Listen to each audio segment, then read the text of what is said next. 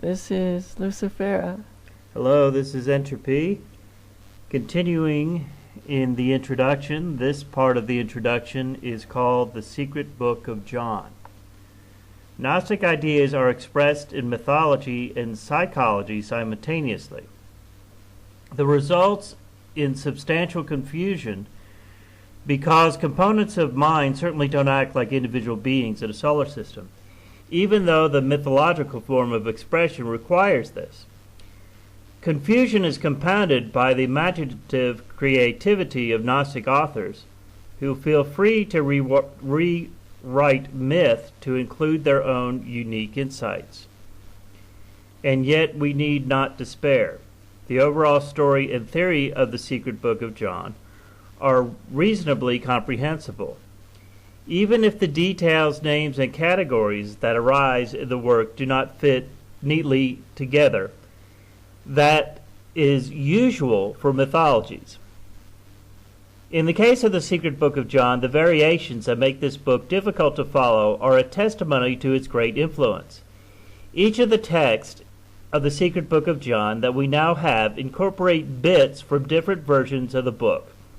As centuries of work by scribes and translators introduce comments, variants, explanatory summaries, and Christian dialogues into a book that originally lacked them.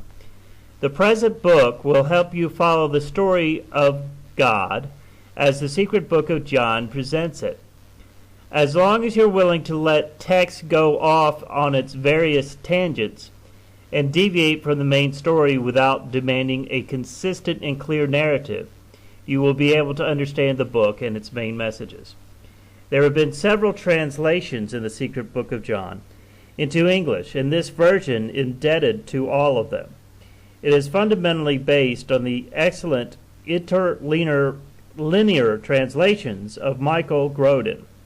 It's been influenced by and has benefited from the following translations. Soren Givenson in his book Apocryphon, Johannes, Copenhagen, Protestant Apod, Munkensgaard, 1963. Frederick Weiss in the Nag Hammadi Library in English, San Francisco, 78. Bentley Layton in his books The Gnostic Scriptures. Howard M. Beaton in his book The Apocryphon of John and Other Coptic Translations. And Marvin Mayers in his book The Gnostic Bible. Ancient books were written without separations between words. The letters just march on and on across a written page. Ancient scribes have nothing comparable to our system of punctuation marks, paragraphs, and so forth. In converting the Secret Book to John into English, I have rendered the text with English pronunciation and divided it into many separate sections using a broken line poetic style.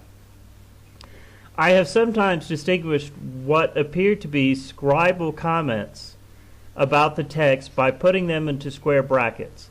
My own clarifications about the translations have been inserted in curved parentheses and different fonts throughout.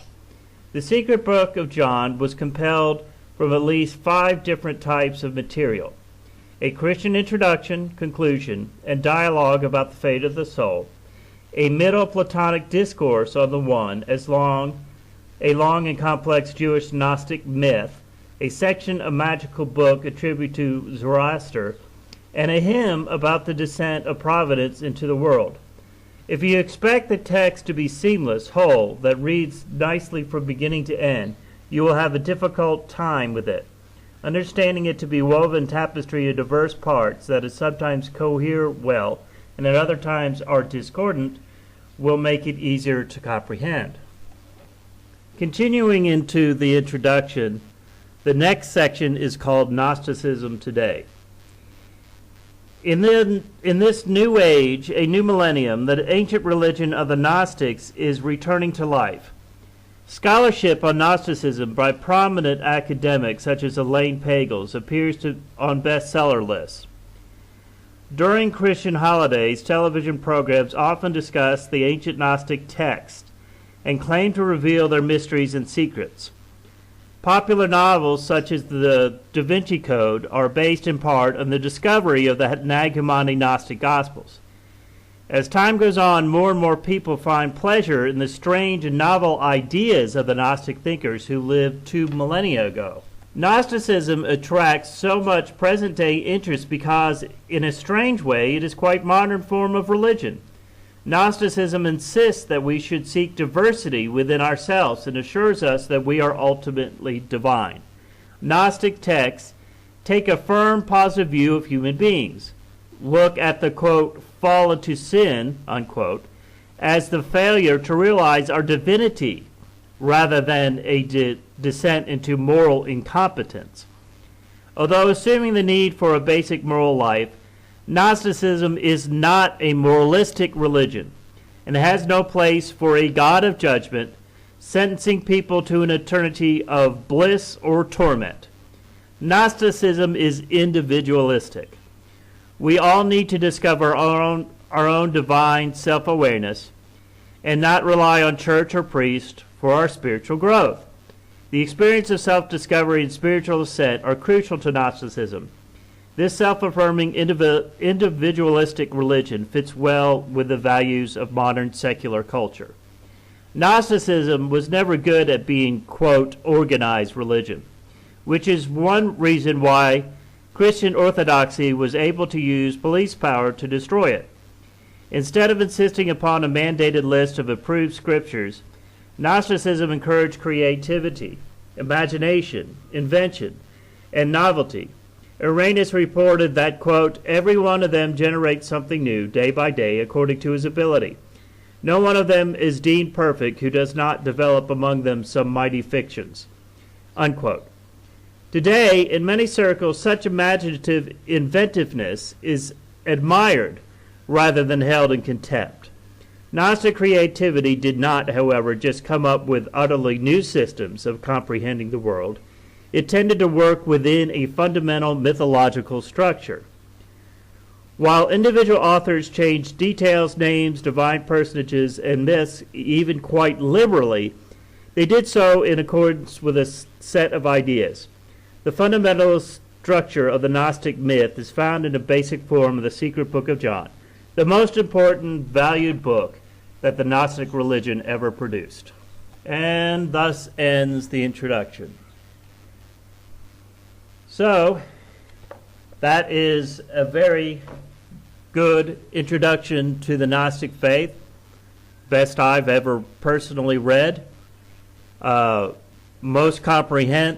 Most comprehensive and most easy to comprehend way of looking at the Gnostic faith. This is a matter of very individualistic perspectives, and it's not a moralistic religion.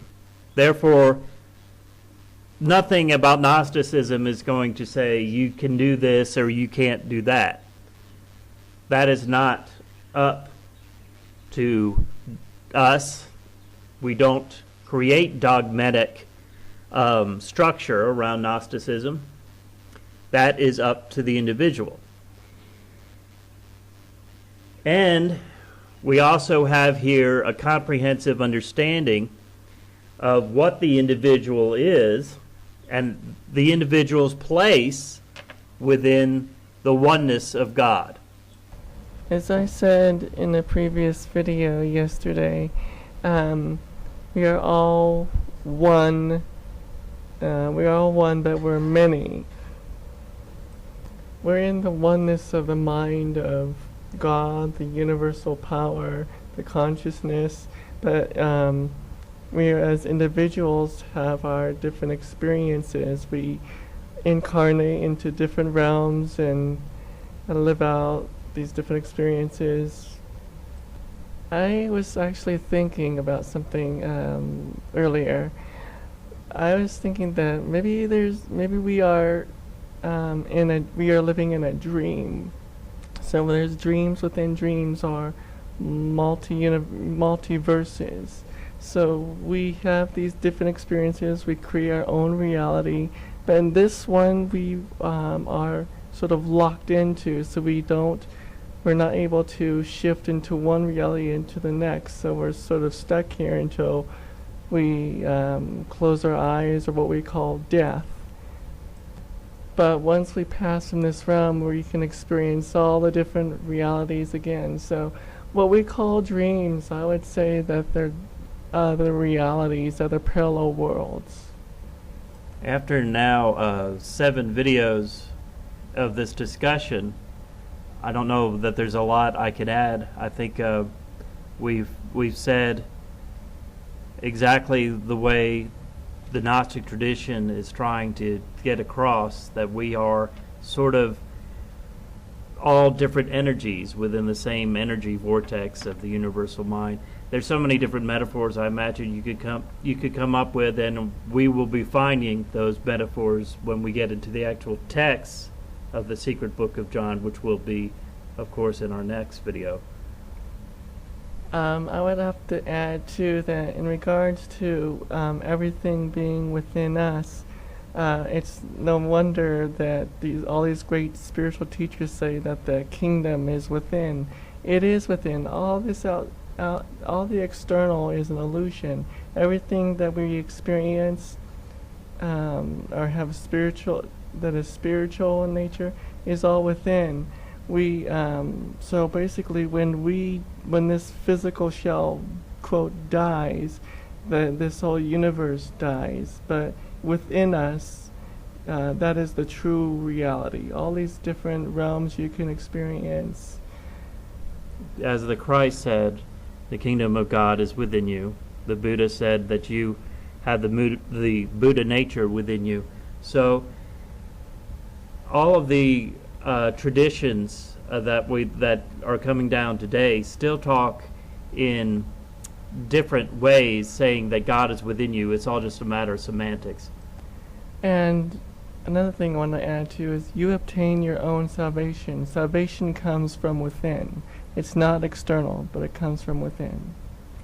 I want to make a little note here before we start our new videos, because the manner in which the actual text of the book, the secret book of John, is written in this after the introduction is going to be somewhat difficult for me to convey without you being able to read it.